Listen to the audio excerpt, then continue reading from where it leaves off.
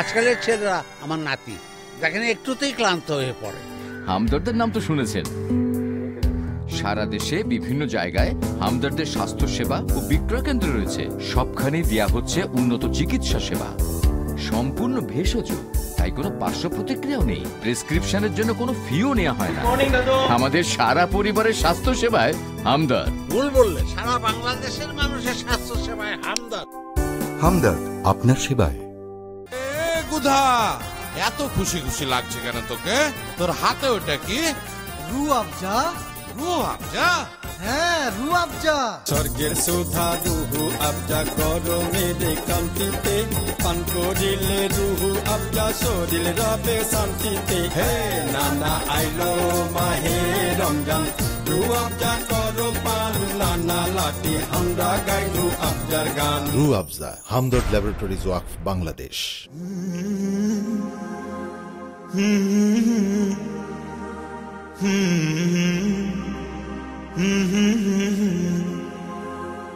La la la la, la la la la, la la la la, la la la।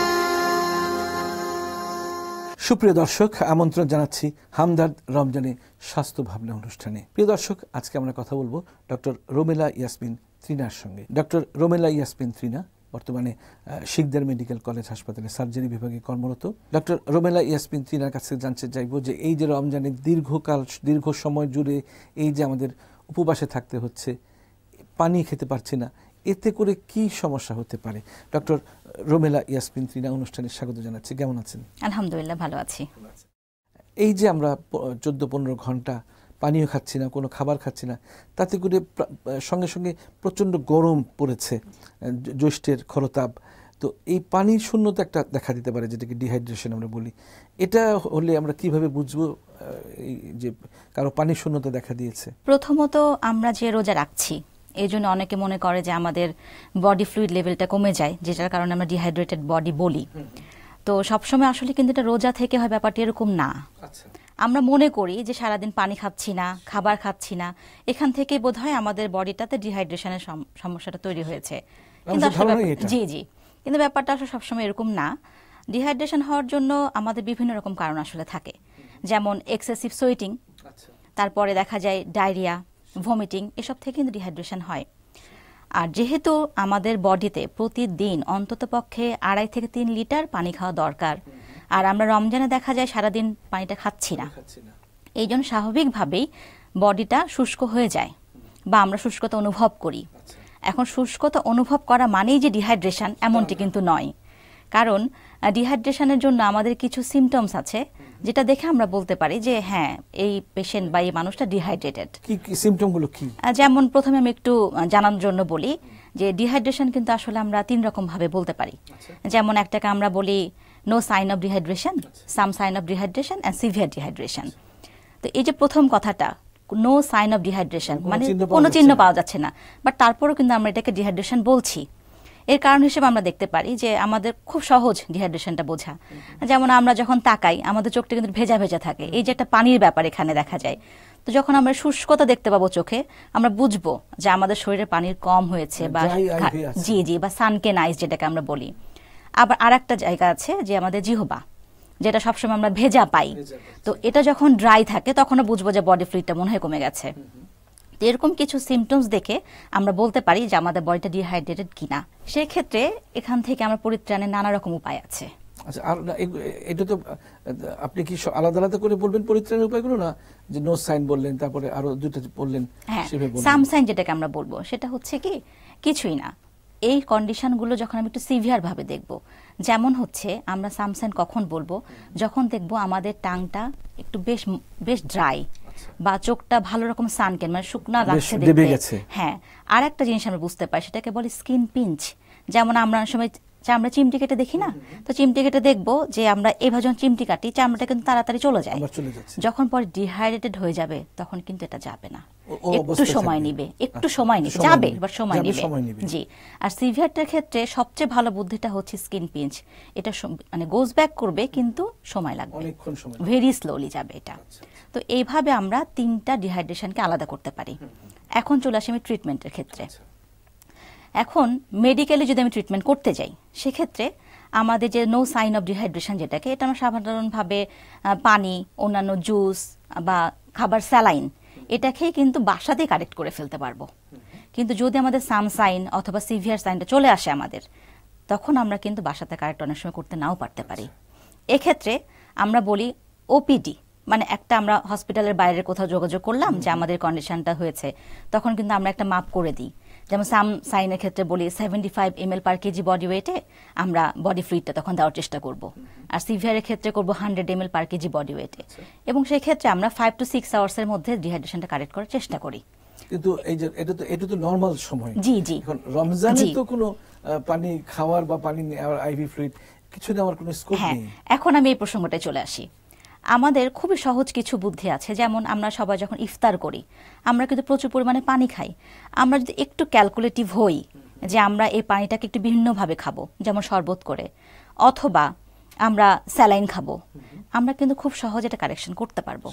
যেমন এই যে আমাদের রুয়াবজা, যেটা খুবই সহজলভ্য, সহজ পাচ্য বলতে পারি আমি এটাকে। হ্যাঁ, অনেক অনেক মানে নিউট্রিশনে ভরা। জি, আমি যতটুকু জানি এখানে 10টি ফলের নির্যাস আছে। তো ফল ফুল, জি জি, এই যে এত কিছু একটা জিনিসের মধ্যে যেটা আমি সহজে পাচ্ছি, আমার হাতের কাছে আছে। তো একটা মানুষ যদি এটাকে শরবত হিসেবে খায়, তাহলে আমার মনে হয় তার ডিহাইড্রেশন কন্ট্রোল করাটা আমার মনে হয় না রমজান মাসে খুব বড় কোনো ব্যাপার হবে। প্রচুর পরিমাণে পানি এবং পানীয় খাবার খেতে হবে। অনেক ফ্রুটস আছে, যেমন বাঙ্গি আছে, তরমুজ আছে, পেঁপে আছে, এগুলো তো প্রচুর পানি থাকে, এগুলো তো খাওয়া যেতে পারে ইফতারের সময়। এগুলোতে প্রচুর পরিমাণে অ্যান্টিঅক্সিডেন্ট থাকে। মেন সমস্যাটা হচ্ছে কি, আসলে আমরা সারাদিন রোজা থাকি, তখন আমাদের বডি প্রচুর পরিমাণে টক্সিন রিলিজ করে। এই টক্সিনটা কি করে, সেলগুলোকে ড্যামেজ করে দেয়। আর ফ্রেশ ফ্রুট জুস যেটা, এটা থাকে প্রচুর পরিমাণে অ্যান্টিঅক্সিডেন্ট, আর এই অ্যান্টিঅক্সিডেন্টটাই কিন্তু আমাদের সেল ড্যামেজটাকে প্রিভেন্ট করে। আবার আমরা আরেকটা জিনিস খাই, খেজুর। খেজুর কিন্তু পানিকে ধরে রাখে, এবং আমাদের ধর্মে আছে যে আমাদের নবীজি হযরত মুহাম্মদ সাল্লাল্লাহু আলাইহি ওয়াসাল্লাম সেহরির সময় এবং ইফতারে কিন্তু খেজুর খেতেন, রোজা রেখেছেন, খেজুর দিয়ে রোজা ভেঙেছেন। আরো কথা শুনবো ডক্টর রোমেনা ইয়াসমিন ত্রিনার সঙ্গে। একটি বিরতিতে যেতে হচ্ছে। প্রিয় দর্শক, সময় হলো একটি বিরতিতে যাবার। ফিরছি কিছুক্ষণের মধ্যেই, ততক্ষণ আমাদের সাথেই থাকুন।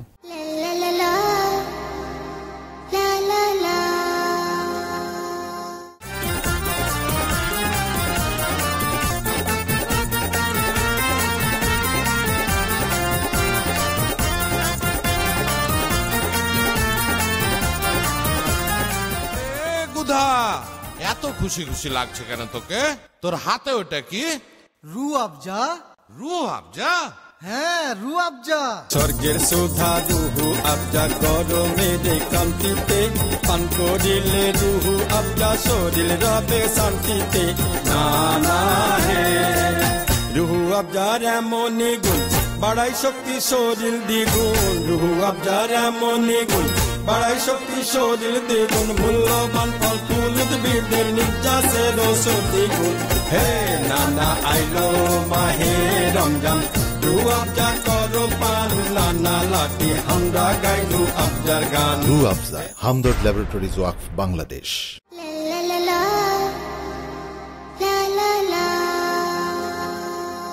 প্রিয় দর্শক, বিরতির পর আবার আপনাদের মাঝে ফিরে আসলাম হামদর্দ রমজানে স্বাস্থ্য ভাবনা অনুষ্ঠান নিয়ে।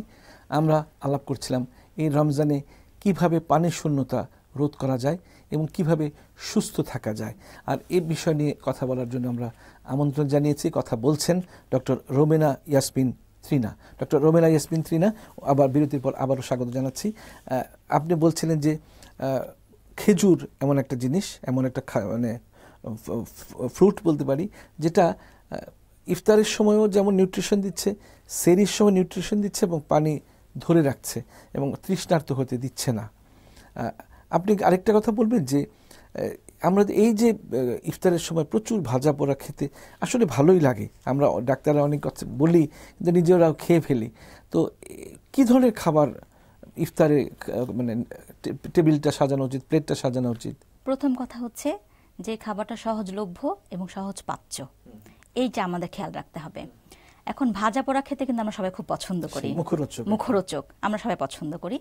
কিন্তু এই যে সারাদিন আমরা না খেয়ে থাকি, আমাদের ফুল বডিটা, আমাদের যে ডাইজেস্টিভ সিস্টেম, মেটাবলিক সিস্টেম, এটা কিন্তু একটু রেস্টিং কন্ডিশনে থাকে। কারণ আমাদের বডিটা আসলে একটা যন্ত্র, এটা কিন্তু রেস্টে থাকে। তো হঠাৎ করে আমরা যখন তৈলাক্ত জিনিসটা বেশি খাবো, তখন কিন্তু ডাইজেস্টিভ সিস্টেম একটু হলে মনে হবে একটু চমকাই যাবে যে হঠাৎ করে আমাকে কি দিল, বিশ্রামে ছিলাম এখন হঠাৎ করে বেশি প্রেশার দিচ্ছে। জি জি।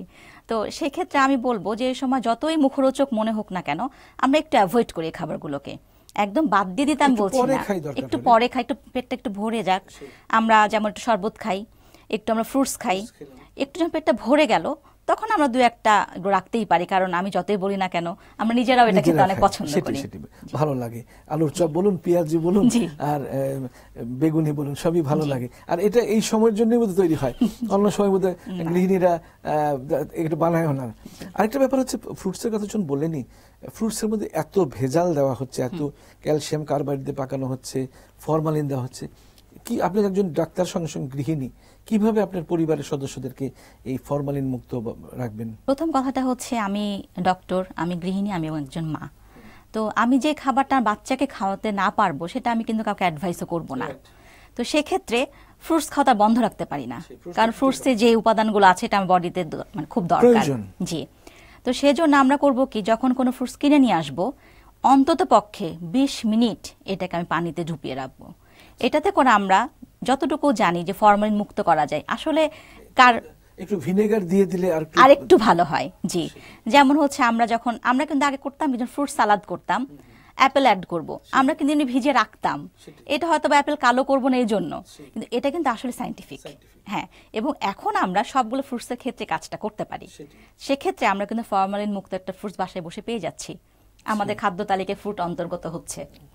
ফ্রুট সালাদ তো মানে ইফতারের একটা বড় আইটেম হওয়া উচিত, যে বিভিন্ন রকমের ফ্রুটস থাকবে, তার মধ্যে কাস্টার্ড আপনারা দিয়ে থাকেন, তার মধ্যে একটু রুহ আফজা দিয়ে দেওয়া হয়, একটু সুন্দর আমি নিজেই করি এটা, কিন্তু সেটা কিন্তু বেশ মানে মুখরোচক, এট দ্য সেম টাইম একটা স্বাস্থ্যকর একটা খাবার। সেহরির ব্যাপারটা, সেহরির ব্যাপারটা যেটা হচ্ছে, আমি একটু ইসলামিক দৃষ্টিতে আসি।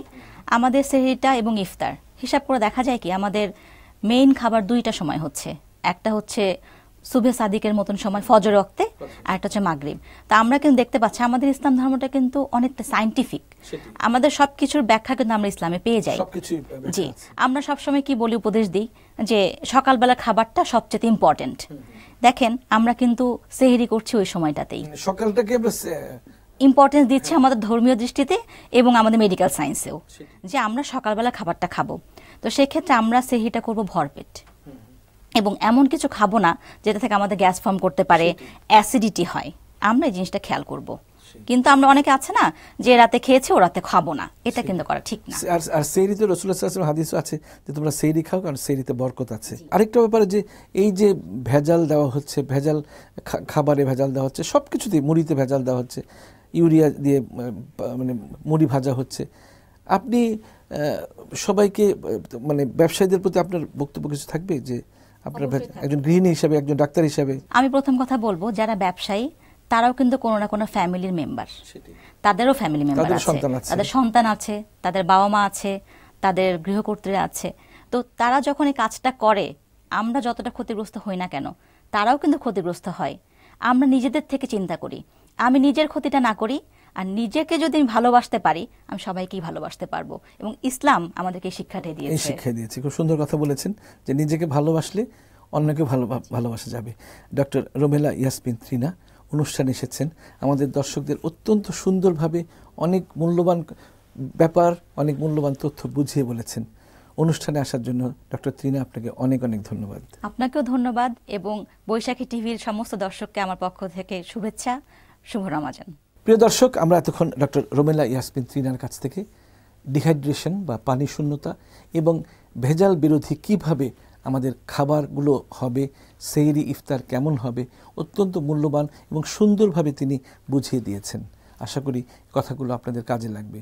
প্রিয় দর্শক, আমরা অনুষ্ঠানের একেবারে শেষ প্রান্তে এসে গেছি। আপনারা ভালো থাকুন, সুস্থ থাকুন, সচেতন থাকুন। সবার জন্য রইল অনেক অনেক শুভকামনা।